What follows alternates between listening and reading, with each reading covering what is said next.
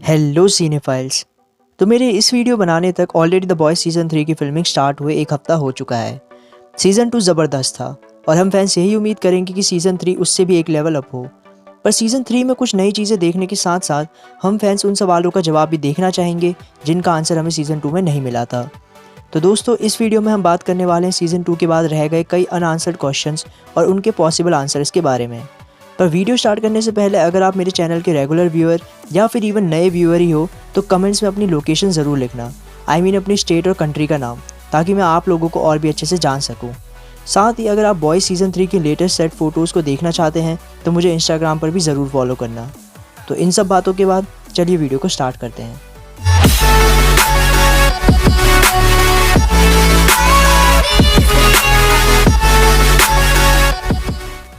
तो सबसे पहला क्वेश्चन आता है कि अगर विक्टोरिया न्यूमैन वॉट के लिए या फिर एडगर के लिए काम कर रही है तो उसने बॉयज़ टीम को क्यों नहीं मारा। मतलब यार, सिंपल सा लॉजिक था कि विक्टोरिया वॉट के लिए काम करती है और बॉयज़ वॉट के लिए सबसे बड़ी मुसीबत है, तो आखिर विक्टोरिया ने बॉयज़ को अपने रास्ते से क्यों नहीं हटाया। तो इसका पॉसिबल जवाब ये है कि सबसे पहली बात तो यार ये इतना सिंपल भी नहीं है। क्यों, उसकी बात मैं अभी आगे करूँगा।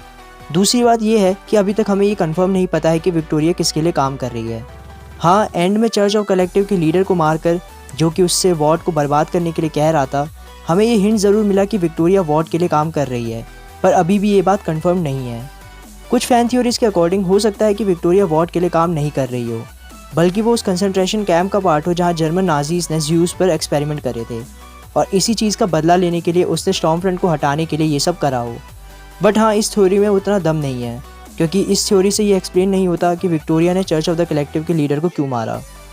दूसरी फैन थ्योरी के अकॉर्डिंग हो सकता है कि जो विक्टोरिया हमें यहाँ दिखी थी वो एक्चुअली असली विक्टोरिया हो ही ना। कुछ समझ नहीं आया तो थोड़ा सा पीछे चलते हैं। एपिसोड 7 में जब वॉट कंपाउंड वी की हियरिंग के लिए आते हैं तो यहाँ पर कई सारे ब्लास्ट होते हैं और जैसा सीज़न के एंड में रिवील होता है उस हिसाब से हम ये मानकर चलते हैं कि ये सब विक्टोरिया ने किया था। पर अगर आप लास्ट एपिसोड में ध्यान दें तो एलिस्टर को मारने के बाद विक्टोरिया की आंखों में हमें कुछ इस तरह का इफेक्ट दिखा था, जिससे हमें पता चला था कि उसने ही एलिस्टर को मारा है। पर ऐसा कुछ हमें 7th एपिसोड में नहीं दिखता है, जबकि वहाँ तो विक्टोरिया को इतनी जल्दी इतने सारे लोगों को मारना था। तो फैन थ्योरी के अकॉर्डिंग 7th एपिसोड में विक्टोरिया ने किसी को मारा ही नहीं था और 8th एपिसोड में हमें जो विक्टोरिया दिखी वह एक्चुअली विक्टोरिया थी ही नहीं, बल्कि कोई ऐसा सूप है जिसके पास शेप शिफ्टिंग के अलावा सर ब्लास्ट करने की भी पावर्स हैं और असली विक्टोरिया को शायद वॉट ने कहीं पकड़ कर रखा हुआ है। और ये थ्योरी पॉसिबल भी हो सकती है क्योंकि हम ऑलरेडी शो में डॉपलगैंगर जैसे शेप शिफ्टिंग सूप को देख चुके हैं। पर इस केस में भी हमें इस बात का जवाब नहीं मिलता है कि आखिर क्यों विक्टोरिया ने बॉयज़ को नहीं मारा। या चलिए इस केस को छोड़िए, हम ये मान कर ही चलते हैं कि विक्टोरिया ओरिजिनली है और वॉट के लिए काम ही कर रही है। और अब देखते हैं कि आखिर क्या वो रीज़न हो सकता है कि विक्टोरिया ने बॉयज़ को नहीं मारा। तो जैसा कि मैंने स्टार्टिंग में ही कहा था कि यहाँ लॉजिक इतना सिंपल नहीं है जितना हमें दिखाई देता है। पहली बात तो मिड सीज़न में विक्टोरिया ने बॉयज़ को इसलिए कुछ नहीं किया होगा क्योंकि वो बॉयज़ के पास पड़े सभी एविडेंसेस, प्रूफ्स और उनको हेल्प कर रहे लोगों के बारे में जानना चाहती होगी, जैसे कि वॉगल बॉम्ब, ताकि इन फ्यूचर बॉयज़ से रिलेटेड किसी भी चीज़ से उन्हें कोई रिस्क ना रहे। दूसरी बात जो कि मैंने अपनी एंडिंग एक्सप्लेन वाली वीडियो में भी बताई थी वो ये है कि बॉयज़ चाहे वॉट के काम में कितनी भी टांग अड़ाए, वो ये खुद भी जानते हैं कि इन सूप को लिमिट में रखना ज़रूरी है और बॉयज़ से बढ़िया ये काम और कोई नहीं कर सकता, क्योंकि at the end of the day what के लिए भी सिर्फ बिजनेस मैटर करता है, सूप्स नहीं, जैसा कि एडगर ने खुद ही कहा था। So it's just business then, eh?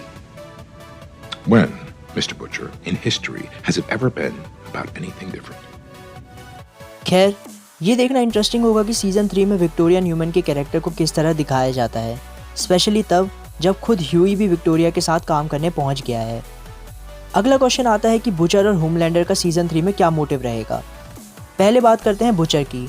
तो सीज़न 2 के एंड में बेका की डेथ हो जाती है, रायन भी CIA या गवर्नमेंट की देखरेख में चला जाता है और बुचर मैलेरी का उनकी टीम को ज्वाइन करने का प्रपोजल भी ठुकरा देता है। तो सीज़न 3 में जाते हुए सबसे बड़ा क्वेश्चन यही होगा कि शो के राइटर्स बुचर को वापस कैसे लेकर आएंगे, क्योंकि फर्स्ट सीज़न में बुचर को ये लगा था कि बेका की डेथ होमलैंडर की वजह से हुई है और बुचर का मिशन था होमलैंडर को मारना, जबकि सेकंड सीज़न में उसे पता चल गया था कि बेका जिंदा है और उसका मिशन था बेका को वापस पाना। पर क्योंकि अब बेका की डेथ हो चुकी है और बुचर भी उसकी डेथ से मूव ऑन कर चुका है, तो ये देखना इंटरेस्टिंग होगा कि आखिर राइटर्स क्या रीज़न देते हैं उसके वापस आने का और टीम को दोबारा से बनाने का। सेम टाइप की चीज़ है होमलैंडर के साथ भी। स्टॉर्मफ्रंट जा चुकी है एटलीस्ट अभी के लिए और इसी के साथ होमलैंडर फिर से 7 का इकलौता लीडर बन चुका है, जैसा कि वो चाहता था। तो होमलैंडर की स्टोरी लाइन इस सीज़न में कहाँ जाएगी, ये भी एक देखने वाली बात रहेगी। नेक्स्ट क्वेश्चन है कि अब कौन से सूप बनेंगे 7 का पार्ट। तो सीज़न 2 के एंड में द 7 टीम में से 5 ही सूप रह गए हैं, कर्टेसी, ह्यूई एंड रायन। यानी कि अभी भी 2 सूप्स के लिए जगह खाली है, जिनमें से शायद एक पोजीशन पर तो हमें सोल्जर बॉय को दिखाया जाएगा, पर दूसरी पोजीशन पर हमें कौन सा सूप दिखाया जाएगा ये अभी भी नहीं पता। अगर मैं गेस करूँ तो हो सकता है कि शायद हमें जैक द जुपिटर दिखाया जाए, क्योंकि कॉमिक्स में जैक ओरिजिनल 7 टीम का पार्ट होता है और सीज़न 2 में हमें जैक का एक हिंट भी मिला था। और क्योंकि शो में एक एपिसोड हीरोगैज़म का भी होने वाला है, तो जिस तरह का इंसान जैक है उसके डेब्यू के लिए ये सीज़न काफ़ी अच्छा हो सकता है। खैर, 7 टीम में जगह पाने की लिस्ट में एक और सूप का नाम आता है और उस सूप से हमारा इस वीडियो का लास्ट क्वेश्चन भी आता है, जो क्वेश्चन है कि आखिर डीप का सीज़न 3 में क्या होगा। तो जहां फर्स्ट सीज़न में डीप एक मेन कैरेक्टर होने के साथ साथ कॉमिक रिलीफ भी रहा था, सीज़न 2 में शो के राइटर्स ने उसे पूरी तरह से कॉमिक रिलीफ कैरेक्टर बना दिया। बट हाँ, डीप अभी भी एक रेलिवेंट कैरेक्टर है, क्योंकि वो अभी भी कोशिश में है कि वो किसी तरह से 7 में अपनी जगह बना ले। साथ ही जब होमलैंडर को ये पता चलेगा कि उस प्लेन की फुटेज मेव को डीप ने ही ढूंढ के दी थी, तो फिर